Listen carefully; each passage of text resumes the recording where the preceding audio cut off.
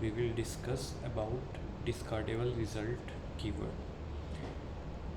If a function returns value is often needed, you can mark it with the discardable result to avoid these warnings.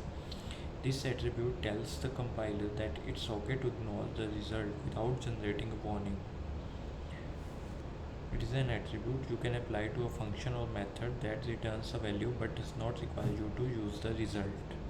So let's start.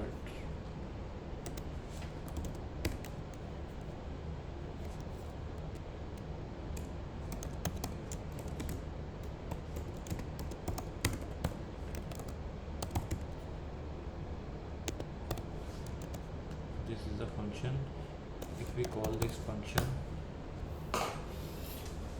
you can see here it gives the warning for that function because this function returns the integer value, so we are not using that return value.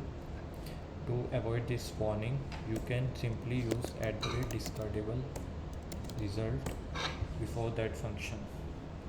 So either you now this warning is disabled, you can either use that function return value or not.